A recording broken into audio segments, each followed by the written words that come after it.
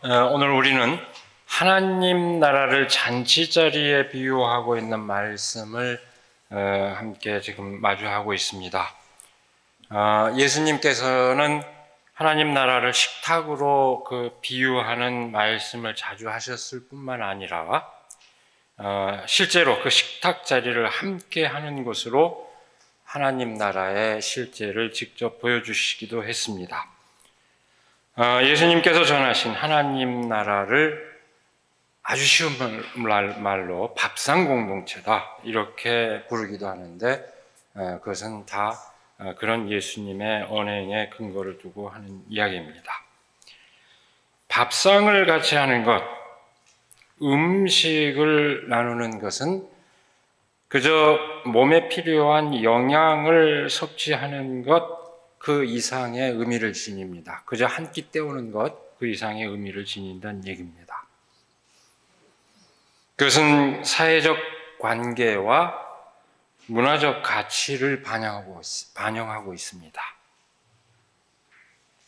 식사 자리를 같이 해야 할 사람과, 통상적인 우리 관념에서 같이 해야 할 사람과 하지 말아야 할 사람을 구별한다든지, 또는 식사 자리를 함께 하면서도 지켜야 할 예절이 엄격히 규정되어 있는 것은 문화권마다 차이가 있습니다만 그런 법도가 따로 있다고 하는 것은 그 자리가 사회적 관계와 문화적 가치를 반영하고 있다는 것을 뜻합니다. 그러므로 식탁이 어떻게 펼쳐지는가 하는 것을 이야기함으로써 하나님 나라의 의미를 일깨우는 것은 아주 호소력 있는 이야기 방식입니다. 특히 민중들에게, 먹는 것이 중요한 민중들에게 이 얘기는 아주 실감나는 이야기입니다. 하나님 나라는 통상적인 그런 식사 방식과는 완전히 다른 실제를 의미하기 때문입니다. 우리도 다 그런 어릴 때부터 배워왔던 그런 어떤 법도가 다 있지 않습니까? 그런 것과 전혀 다른 예상을 뛰어넘는 그런 것을 보여주는 그런 자리이기 때문입니다. 오늘 본문 말씀을 환기하면 이렇습니다. 어떤 사람이 잔치를 베풀고 많은 사람을 초대했습니다. 정확하게 말하면 먼저 잔치에 초대를 하고 드디어 예정한 날에 그 초대한 사람들을 맞을 준비를 하였습니다. 잔치 시간이 되어서 주인은 초대받은 사람들에게 종을 보내 모셔오도록 했습니다. 이것은 로마나 유대사에서 아주 정중한 그 예법에 해당합니다. 잔치에 초대를 했을 경우에는 그 시간에 맞춰서 손님을 모셔오는 것이 마땅하고 정중한 그런 예법이었습니다. 그런데 초대받은 사람들은 하나같이 핑계를 대기 시작합니다. 잔치를 베푼 사람은 정중하게 예를 갖추고 있는데 초대를 받은 사람들은 무례를 범하고 있는 상황입니다. 첫 번째 사람은 밭을 샀다는 것이 핑계였습니다. 밭을 산 게 왜 잔치 자리에 참석하지 못할 이유가 될까? 아마 그것이 이유가 된다면 아마도 밭을 사고 난 후 법적 처리를 해야 하는 그런 일이 남아있다는 걸 뜻할 겁니다. 등기소 가야 되는데 그런 얘기쯤에 해당할 겁니다. 두 번째 사람은 겨릿소 5쌍을 샀는데 시험하러 가야 한다는 핑계였습니다. 결이란 2마리의 소가 끄는 쟁기를 뜻합니다. 그러니까 5쌍의 소를 샀다는 것은 그 정도를 한꺼번에 움직일 수 있는 농부라면 부농에 해당합니다. 농사를 많이 짓는, 땅이 많고 농사를 많이 짓는 부농이죠. 지금 막 소를 샀으니까 아마 마음이 급했을 겁니다. 빨리 가서 밭을 갈아야 된다. 이렇게 급했을 겁니다. 세 번째 사람은 막 장가를 가서 갈 수 없다는 핑계를 댔습니다. 이건 좀 조금 납득하기 어렵긴 한데요. 결혼했다고 잔치 못 가나 이제 그런 생각도 드는데, 막 장가들었다는 상황을, 결혼했다는 상황을 생각하면은 막 결혼한 사람이 어딘가 쏘다니는 것은 별로 바람직하지 않다 하는 그런 것 정도로 이해하면은 좋을 것 같습니다. 줄여 얘기하면은 사업과 가사 때문이라고 이렇게 얘기할 수 있을까요? 자신이 가지고 누린 것 때문에 초청에 응하지 못하는 그 사연을 보여주고 있습니다. 잔치를 베푼 주인은 당황했을 것입니다. 그래서 종을 시켜서 예정에 없던 사람들을 초대하라고 합니다. 먼저 시내의 거리와 골목으로 나가서 가난한 사람들과 지체 장애가 있는 사람들과 눈먼 사람들과 다리 저는 사람들을 데려오라고 합니다. 그들을 초대하여 자리를 채우고 났는데도 자리가 비었습니다. 이번에는 큰 길과 울타리를 가로질러서 그걸 아예 나가서, 밖으로 나가서 사람들을 데려오라고 했습니다. 성 밖으로 나가서, 아예 성문 밖으로 나가서 사람들을 불러오라는 이야기였습니다. 그리고 결론을 맺습니다. 초대를 받은 사람 가운데서는 아무도 나의 잔치를 맛보지 못할 것이다. 여러분, 예수님의 이 비유의 뜻이 무엇일까요? 다시 한번 줄여서 얘기하자면은 이 비유의 골자를 헤아려 보면은 이렇게 됩니다. 어떤 사람이 잔치를 베풀고 사람들을 초대했습니다. 그러나 먼저 초대받은 사람은 아무도 응하지 않았습니다. 그들은 각자 자기 일로 바빴기 때문입니다.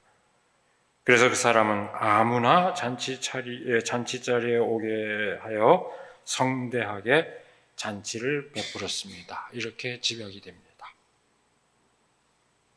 이 비유의 골자는 그런 것입니다. 예수님께서는 하나님 나라를 이렇게 얘기하고 계십니다. 아까 얘기한 것처럼 복음서의 여러 곳에서 그 예수님께서는 그 하나님 나라를 그 잔치자리로 비유하십니다. 그리고 잔치자리는 하나님 나라의 그런 그 비유에 갖는 그 의미는 뭐냐? 그것은 그 하나님 나라의 상징이요 동시에 그 실제였다는 것을 보여주고 있습니다. 하나님 나라는 기쁨의 잔치, 기쁨의 축제입니다. 예수님께서는 실제 당신의 삶으로 그 하나님 나라를 보여주셨습니다. 그러나 사람들은 예수님께서 보여주신 하나님 나라를 받아들이는 데서 각기 다른 태도를 보입니다. 이 비유에서는 아주 단순한, 오늘 이 누가복음의 비유에서는 아주 단순한 두 가지 사실이 대비되고 있습니다. 한편에 사람들은 잔치 자리에 초대를 받았음에도 불구하고 초대에 응하지 않은 반면, 또 다른 한편의 사람들은 애초 초대를 받지 못했음에도 불구하고 은혜로 그 잔치 자리를 누리게 되었습니다. 이 사실이 오늘 비유에서는 아주 극명하게 대조됩니다. 무엇이 이런 차이를 만들어냈을까요? 아니, 어떻게 서로 다른 태도를 보인 사람들은, 이렇게 서로 다른 태도를 보인 사람들은 도대체 어떤 사람들일까요? 비유에서는 초대에 응하지 않은 사람들은 밭을 사놓고 그 소유권을 확정하는 일을 해야 하는 사람, 소를 사놓고 밭에 가서 일을 해야 하는 사람, 그리고 자신의 안락한 가정을 지켜야 하는 사람들로 묘사되어 있습니다. 기존의 질서에서 뭔가 지위가 있고 그 안에서 뭔가 자기 소유를 확실하게 누리고 있는 사람들입니다. 그래서 자기 일로 아주 바쁜 사람들입니다. 처음에 초대를 받지 못했지만 결과적으로 잔치자리를 누리게 된 사람들은 가난한 사람들과 지체에 장애가 있는 사람들과 눈먼 사람들과 다리 저는 사람들입니다. 기존의 질서 안에서 주변부에, 중심에 낄 수 없는 그런 주변부에 있는 그런 사람들입니다. 두 번째, 성 밖에서 초대된 사람들, 아예 성 밖에서 초대된 사람들은 이들보다 더 못한 처지에 있는 사람들입니다. 성 밖에 있는 사람들은 상징적으로 보면은 이 복음서가 기록될 당시의 맥락에서 이방인이라고 이렇게 상상할 수도 있지만 사실은 예수님 당대 그 자리에서 볼 것 같으면은 이방인이라기보다는 오히려 아예 성 안에도, 성문 안에도, 예수님도 성문 밖에서 돌아가시지 않았습니까? 성 안에 발을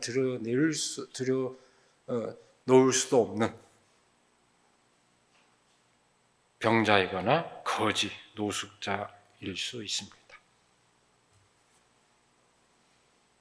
이 사람들은 아예 기존의 질서에서는 완전하게 누리는 것이 하나도 없는 사람들입니다. 이 사람들을 억지로라도 데려다가 잔치 자리를 채우라, 이 얘기는 이 비유의 이 맥락을 볼 때 이들의 의지나 어떤 인격을 무시하고 강제로 끌고 와라, 그런 의미일까요? 그런 의미가 아닙니다. 이들 스스로 생각할 때 이 성문 밖에 있는 사람들은 나는 도저히 그 잔치 자리에 참여할 수 없다고 생각하는 사람들입니다. 부끄럽고 망설일 수밖에 없는, 그러니까 억지로라도 데리고 와라, 이 얘기는 그 사람들이 그 부끄러움과 망설임을 극복하고 잔치에 올 수 있도록 설득해서 데리고 와라, 그런 의미를 함축한다고 할 것입니다. 결과적으로 잔치 자리는 도저히 초대받기 어렵다고 여겨진 사람들로 채워집니다. 이 비유의 상황은 예수님께서 하나님 나라의 복음을 전파하실 때 유대사의 지도층들은 예수를 배척한 반면 가난하고 천대받는 민중들은 예수 그리스도의 초대에 적극 응한 그 사실을 말해주고 있습니다. 왜 한편의 사람들은 축제에 응하지 않고 한편의 사람들은 축제에 응했을까요? 그것은 하나님 나라 복음을 전한 예수 그리스도의 그 삶에 대한 동의 여부에 달렸습니다. 하나님 나라를 보여주신 예수 그리스도의 삶은 그야말로 잔치의 삶입니다. 순수한 마음으로 기쁨의 축제를 누리고 형제 자매의 사랑을 직접적으로 나누는 삶입니다. 이 삶을 거부하는 사람들은 그 삶의 진정성을 이해하지 못했습니다. 한마디로 그 삶이, 그렇게 천진난만하게 살아가는 그 사람들의 삶이 진지해 보이지 않다고 생각하는 사람들이었습니다. 이들은 항상 엄숙하고 심각한 일에 매여 있습니다. 잔치에 가는 일보다 더 소중한 일들로 늘 분주한 사람들입니다. 반면에 잔치를 받아들인 사람들은 그 잔치 자리에 참여하는 것이야말로 어떤 일보다 기쁨을 누리는 일이 되는 그런 사람들입니다. 기존의 질서 안에서 주어진 일을 맡는 것보다는 전혀 새로운 삶의 환경에서 직접적인 형제 자매를 나누는 것이 진정한 기쁨이 되는 그런 사람들입니다. 예수님께서는 그 실상을 전하면서 지금 완고한 지도자들을 향해서, 어떤 선택받은 사람들이라고 생각하는 그 사람들을 향해서 아주 날카로운 무서운 질책을 하고 계신 것입니다. 이게 되게 오늘 말씀의 중요한 요체입니다. 그런데 이 이야기는 변형된 형태로 다른 복음서에서도 전해주고 있습니다. 마태복음에도 전해주고 있고 또 도마복음서에도 전해주고 있습니다. 이 세 복음서, 오늘 이 누가복음에서 전해지고 있는 이 이야기와 마태복음 그리고 도마복음을 비교를 해보면은 약간의 그 상황 설정과 그 주인공에서 약간 차이가 있습니다. 오늘 우리가 읽은 이 누가복음에서는 어떤 사람이 미리 잔치 초대를 하였으나 초청을 받은 사람들이 이에 응하지 않은 것으로 되어 있습니다. 근데 마태복음 역시 그 상황 설정은 유사합니다. 그런데 잔치를 베푼 사람이 그 잔치 초대의 주체가 어떤 임금으로, 왕으로 되어 있습니다. 그리고 또 다른 점이 나중에 초대받은 사람들 가운데 예복을 입지 않은 사람들은 쫓겨난 것으로 되어 있습니다. 굉장히 얘기 자체가 달라졌습니다. 반면에 도마복음의 이야기는 군더더기가 없이 아주 간결합니다. 마태복음 얘기는 여러분들이 아마 되게 기억할 테니까 반복하지 않겠습니다. 근데 도마복음 얘기를 간추려서 환기하면 이렇습니다. 어떤 사람이 손님들을 위해서 잔치를 준비하고 초대합니다. 똑같이 종이 손님들을 찾아다니면서 초대를 하자 첫 번째 손님이 이렇게 말합니다.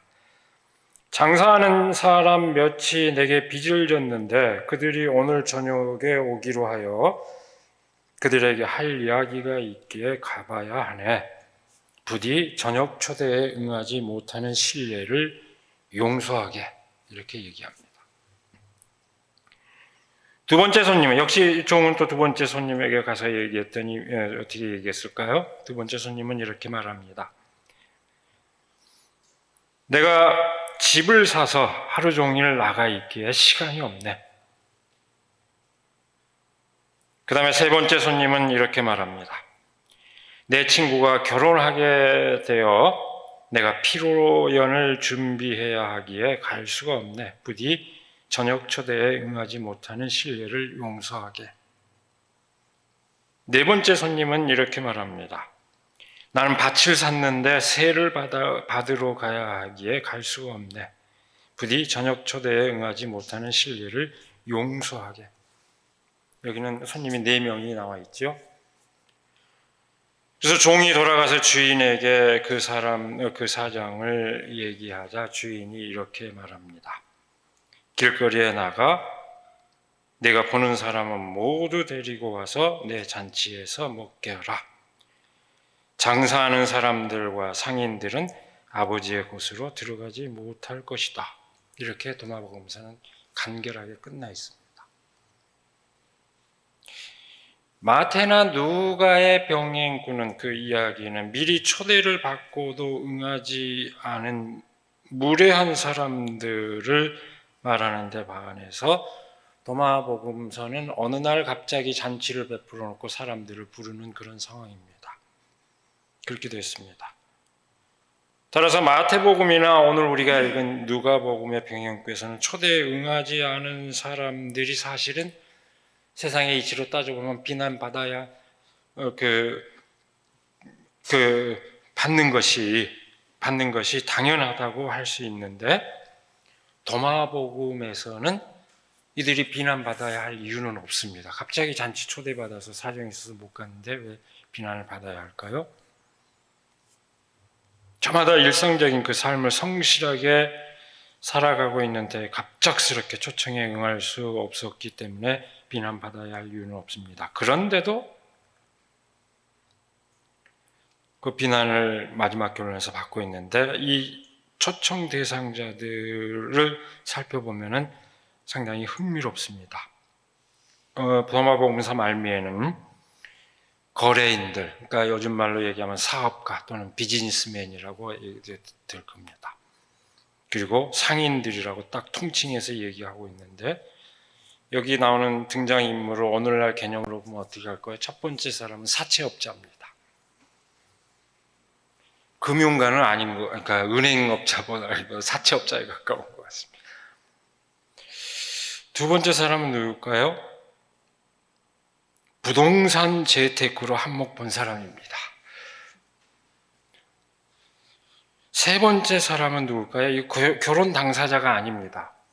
웨딩홀 주인입니다. 그 다음에 네 번째 사람은 농장, 많은 땅을 갖고 있는 세를 받으러 가야 되니까 농장 지주입니다. 사회적으로 부를 축적해서 많은 사람들이 선망하는 대상이 되는 사람들입니다. 아, 나도 저렇게 해서 보란듯이 살아야겠다라고 생각하는, 다 선망하는, 일상적인 삶에서 선망의 대상이 되는 사람들입니다. 게다가 이 사람들은 아주 충분한 교양까지 갖췄습니다. 이런 사정이 있어서 못 가니 용서해 주시게 하고 아주 정중하게 얘기하는 교양까지 갖췄습니다. 그런데 도마복음서에서 이 비유는 이들의 약속 위반 또는 무례함을 그래서 질책하지 않습니다. 그들은 그저 성실하게 일상적인 삶을 누리는 것으로 묘사되어 있습니다. 그런데 비유의 결론은 바로 그들의 그러한 삶이 아버지의 곳, 다시 말해서 하나님 나라와는 거리가 멀다고 결론을 내리고 있습니다.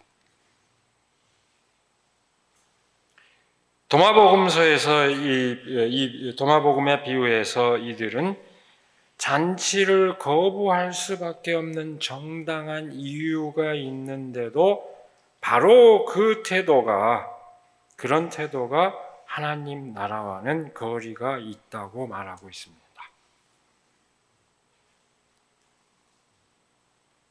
이 비유는 뭘 얘기하고 싶은 걸까요? 도마복음에서 초점은 뭘까요? 이 비유는 일상적 삶에 성실하지만 멈춰서서 생각할 줄 모르는 사람들의 그 삶의 실상을 꼬집고 있습니다. 그래서 진정한 삶의 잔치, 진정한 진리의 깨달음과는 먼 사람들의 실상을 말하고 있습니다. 실제로 그 예수 운동에 무심했던 이들의 상황을 보여주고 있습니다. 도마복음의 비유는 일상의 삶을 진지하게 살아가고 있는 우리들 모두 스스로의 삶을 돌아보도록 촉구하는 그런 의미를 지니고 있습니다.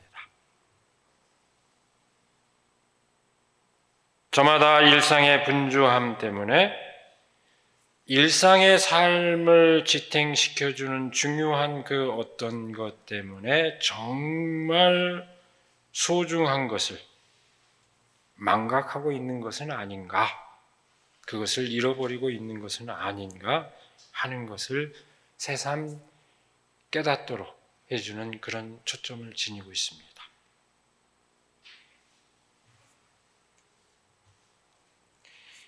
그렇게 보면 제가 종종 도마복음서의 비유를 이렇게 대조를 합니다만 대개의 경우 비유라고 하는 것은 간결한 형태일수록 원형에 가깝다 이렇게 되게 봅니다. 그런 점에서 보면은 이 간결한 도마복음이 상당히 원형에 가까울지도 모릅니다. 그럼 그렇다고 해서 변형된 다른 복음서의 의미는 없느냐? 전혀 그렇지 않습니다. 각기 그것이 기록된 시점에서 맥락을 갖고 있고 각기 다른 복음서의 해석도 그 나름대로 독특한 의미를 갖고 있습니다. 그렇다면 오늘 우리가 본문으로 삼고 있는 누가복음의 이 비유의 초점이 뭘까 다시 한번 생각해 보지 않을 수 없습니다.